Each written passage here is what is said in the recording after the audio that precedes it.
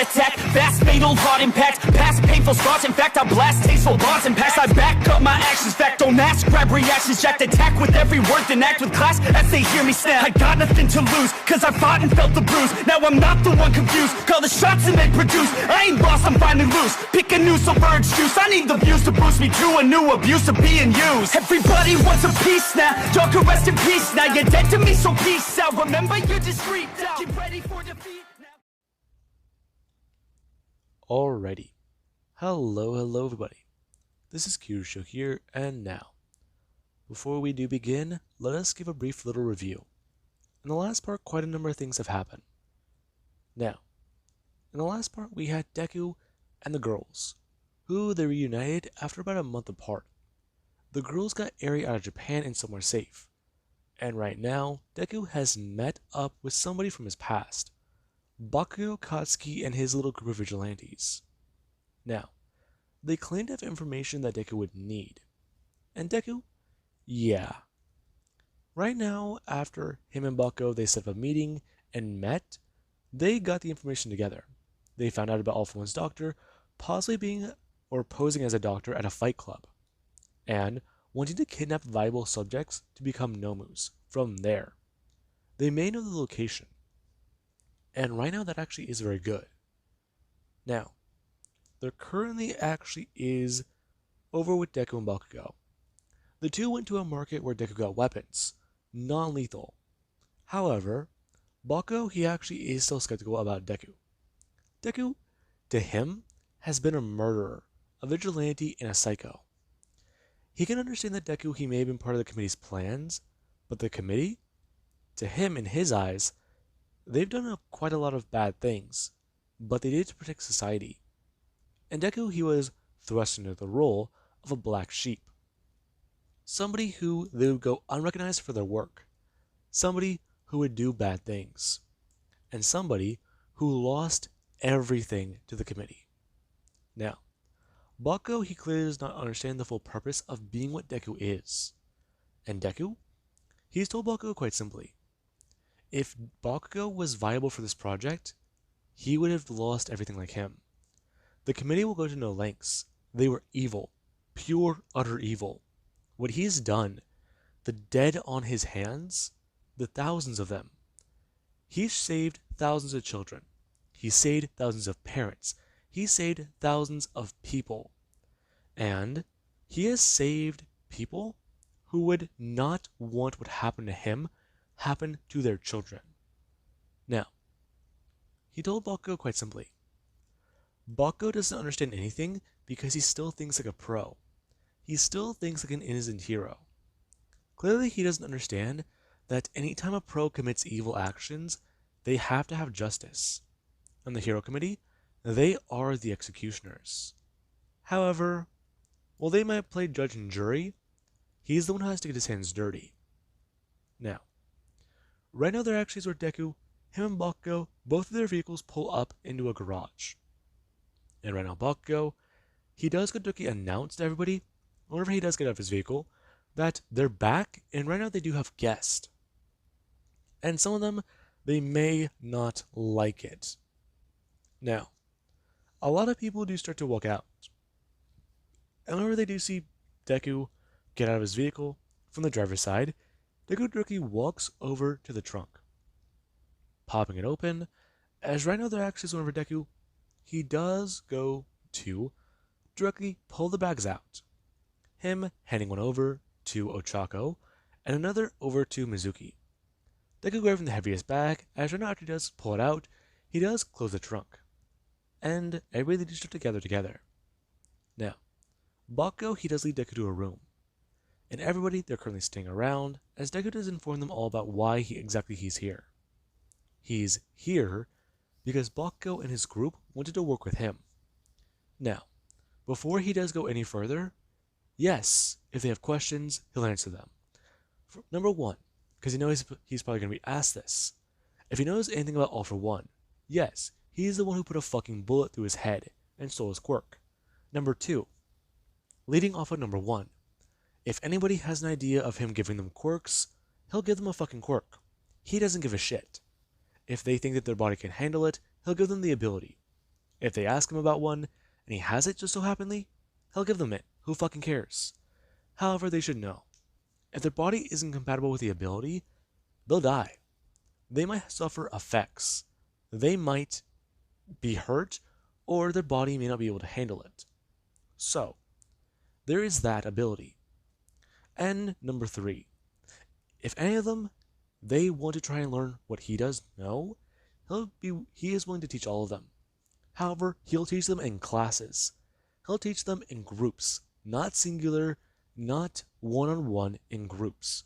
Because right now, one-on-one would be a waste of his fucking time with all the villains running around. He'll teach them the basics, and then give them a instructions guide. They'll follow that, and if they do end up getting hurt or hurting each other, that's on them for being idiots. Now, anyway, they do fall silent. And right now, Deku does look over towards Bakugo, telling Bakugo about the current plan. Now, right now they do go through it. They have 1 week. The Fight Club that will be hosted. The Fight Club that will be happening. It's going to be happening in the next city over. And right now, Deku, he is intrigued by it. The Fight Club, it will pop up there. The doctor should pop up there. And if he does go there, then a lot will happen then. They'll be able to get in. Yes, it might be tricky and difficult, but hey, they'll go through some fights. They'll make a name for themselves. And if they do get big enough in the underground fight ring, then the doctor will look at them. So, that's what they do need to be wary of. If they can't get fight ready, then they're going to need to have to investigate fight rings all over Japan. And the doctor, he's supposed to be at that one. The doctor's supposed to be there. Yes, he could be cities away. However, they do want to at least operate dual operations at the same time. Somebody will currently go to the next city over. Him and somebody else, they'll head over to the Fight Club that is further away. So, right now they do need to at least get plans ready. They need to get people in order. And they do need operations. Now, currently Deku does stand there. And he does look around, waiting for questions. A lot of people do actually look back and forth between each other. And right now Deku does try to tell them all that if they're done here, then right now they do need to start training. They do need to actually get them whipped into proper fighting condition. If they're going to be using firearms, and if any of them, we're going to ask them questions about fucking superpowers. Now, Director Bakugo, he does want to step in, trying to inform everybody as to what to currently do. Right now, they do need to get themselves familiar with the weapons, go over a few things, and actually try and plan things out. And right now, they'll go over the data they all do have, that both teams share. Now, Bakugo actually looked towards Deku, telling him to follow him. Now, Deku is going to walk away. As you know, Deku, he does hear Bakugo talk about how they'll get them proper quarters, a proper place to stay. And right now, the girls, they'll actually have different rooms than Deku. Now, Deku, he does want to tell Bakugo. He doesn't believe that that will be necessary. What? Yeah. We'll be fine. All of us can share a room. It's no big deal. Besides, being separated from them, we've been gone from each other long enough. Okay. Listen, I get the fact that you don't want to be away from them, but I assume they'd want their privacy. Besides, Bakugo turning and telling Deku. Deku, he really doesn't seem like the type of guy who would be able to... And Deku just stared directly back at him. As Bakugo, he does ask, are you... Wait, hang on. Now that I think about it, someone said back in UA, you and Mizuki were together. Yeah, we just started dating. Me and Ochako, that was a few months back. more than half a year. I guess you could say that I just happen to have that way with people. No way, no way. Hang on. So, you and both those two chicks are dating? Yeah. That's kind of what happens whenever you can only emotionally depend on someone. You can only emotionally depend on one person. I depend on two. So do the other two. This is the thing, Bakugo. Okay. I don't believe you. Now, Bakugo does take Deku to a room. And after Bakugo, he does stand there for a minute, and Deku does look into the room, he does see the area. Bakugo actually brings his hand up and wiping away his nose, before looking down and see that it's bleeding. Now, Deku does turn to Bakugo, and Bakugo, he does look down at his hand before turning, telling Deku that he's gonna go. And Deku does look at that. Wait. What? Bakugo turning, and Deku does tell him, that looks pretty bad. It's fine. I'll be alright. I just need a minute. No, you don't. Now, Bakugo does look directly at Deku, and Deku does tell him, right now what he needs is help. He has a quirk that could probably fix him. And Bakugo, he does stare directly at Deku, telling him, no. I don't need your help. Yeah, you do. Trust me, Bakugo. If you get my help, you'll be better. You'll be more clear in your head. Besides, I know you're a little too good for all this. You know, vigilante work. Clearly you don't know me at all. And clearly you think you know me. Deku's stepping forwards, telling Bakugo. He thinks he knows him, but he doesn't. What Bakugo thinks he knows is everything. Whenever they were younger, he was an egotistical little shit. And right now, guess what he is? He's a large, egotistical piece of shit. He never learned. All Bakugo thought about when they were younger was being the #1 hero. When they got into UA Bakugo, he thought he was on top of the goddamn world. But newsflash, everybody around him, their powers are just as good as his. And right now, Deku, he's the only one here who can really say that his is better than his. Deku has Bakugo's very power. He has the quirks of more than just pro heroes. He has the quirks of villains, the quirks of people who he's killed. And Bakugo needs to know, that list is hefty. That list is long. And Bakugo does stare looking at Deku. As Deku he does step forward telling him, right now Bakugo, his mind isn't right. He's been there. And if Bakugo wants to torture himself with trying to live with that, he can fucking do it. But if he's trying to at least be somebody good, take his offer. Now, Deku just held out his hand, telling him he can fix his goddamn brain, fix this issue he has. However, Bakugo needs to know. He needs to toughen up. He needs to be willing to kill. And he needs to be able to do what pro heroes can't do anymore. Now, Bakugo does start looking down at Deku's hand, before looking up at him and walking away. And right now Deku does stand there.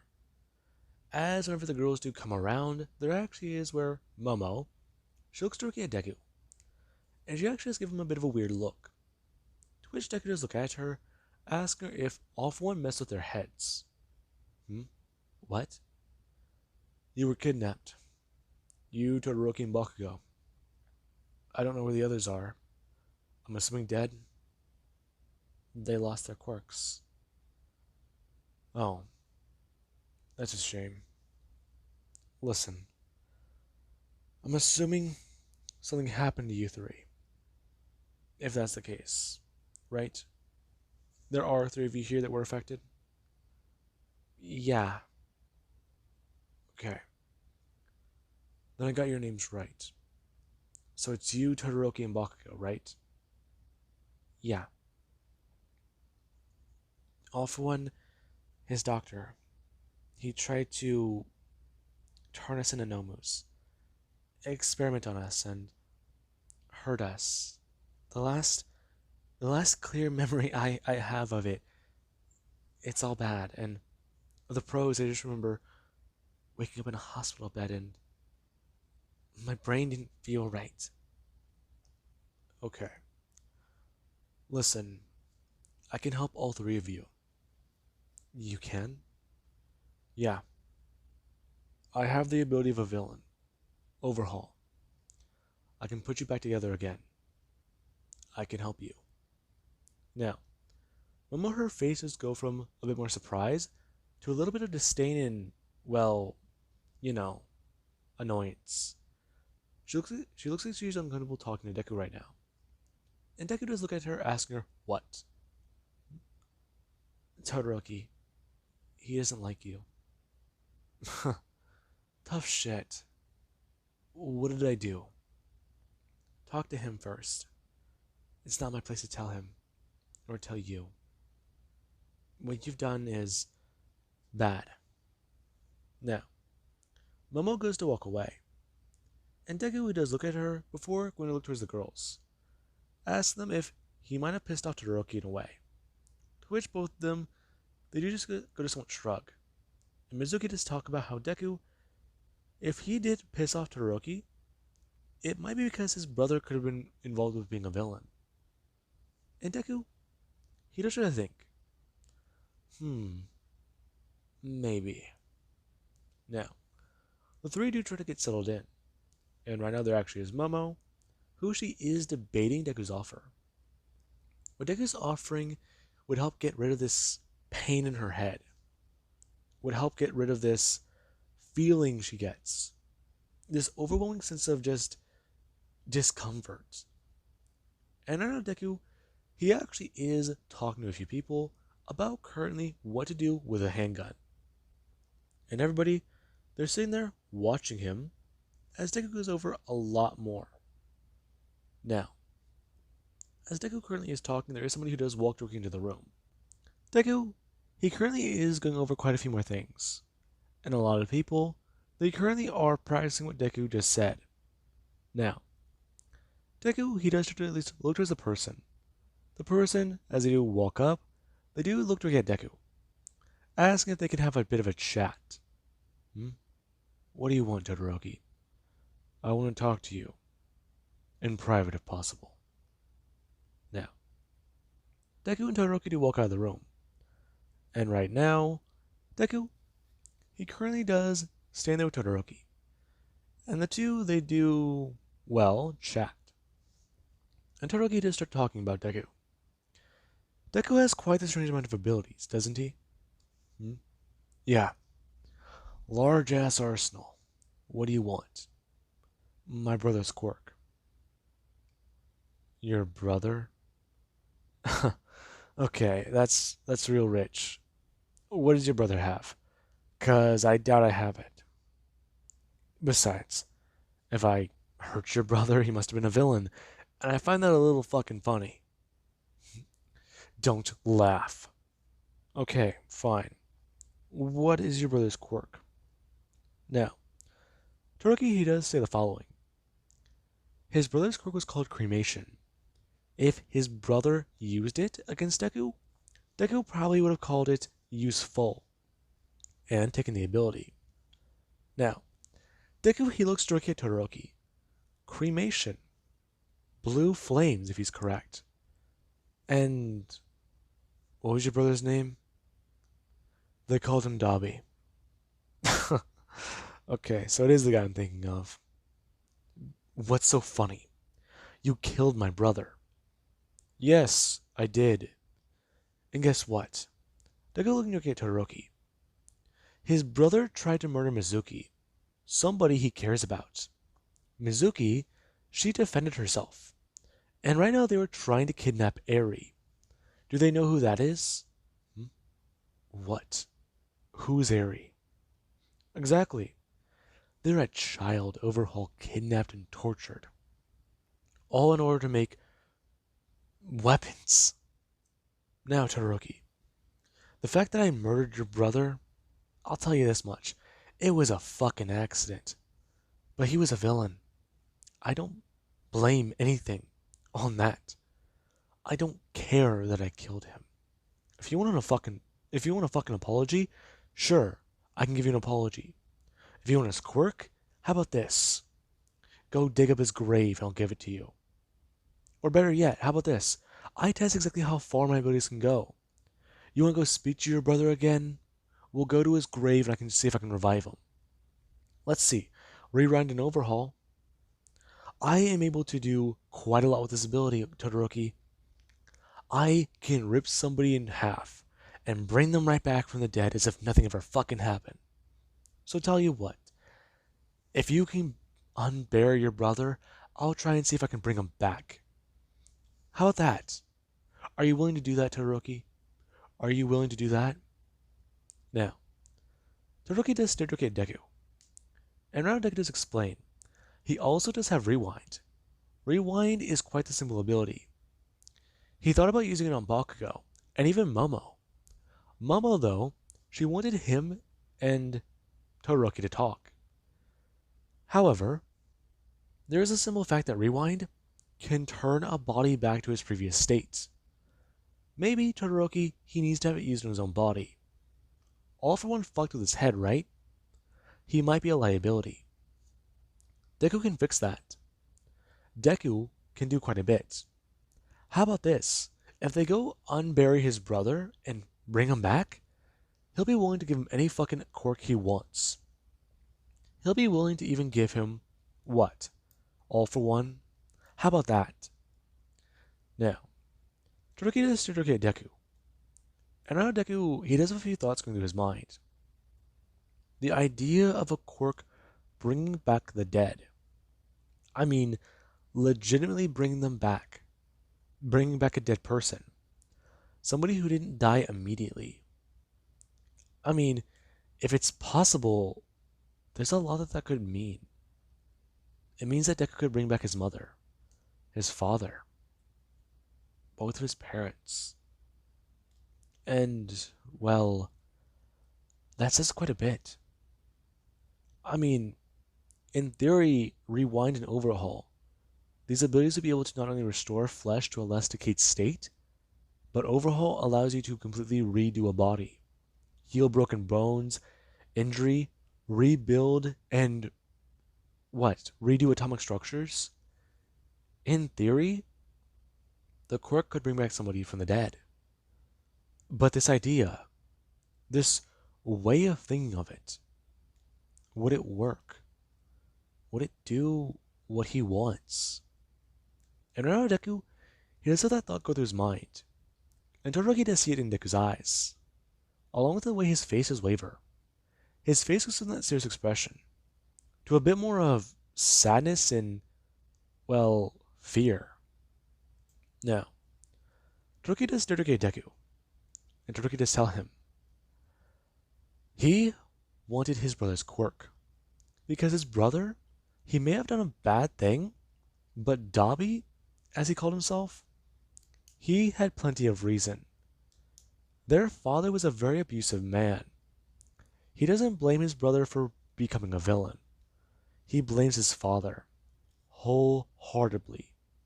His father was obsessed with becoming number one, becoming a pro hero, becoming the number one hero. In fact, the reason why he even exists is because of his father's dream, making somebody become number one. However, he doesn't want that. I don't want to follow in his footsteps. Every day. Do you want to know what it was for me? Training, training, training. The day my brother died. The day my mother did this to my face. You have no idea what it's like. Now, Deku stares at Todoroki. Before Deku does tell him, he knows exactly what that's like. He's been through worse. And Todoroki, he does look at Deku, talking about how maybe he has, but he doesn't believe it. If Deku wants to show him something, use that fucking quirk of his. And Deku does tell him. He's more than willing to show him exactly what he's been through. However, how about they give everybody else a demonstration? They show everybody else exactly what it was like to go through training, like how he did whenever he was younger. Now, Todoroki he doesn't understand, and Deku does express. If Todoroki does go through this, how about they make a bit of a deal? They'll see about bringing his brother back, see if it might be possible. If it is, then hey, his brother comes back to life, and he gets that damn quirk he wants. But if it isn't, then hey, Deku proves a fucking point. Now, Todoroki doesn't stand there, and right now he is a bit annoyed. As currently there actually is whenever everybody, they do get called to a certain area, and Deku does currently stand there. As Todoroki he does sit down, and Deku does start to explain to everybody what currently is about to happen. And right now Momo and Bakugo do walk into the room.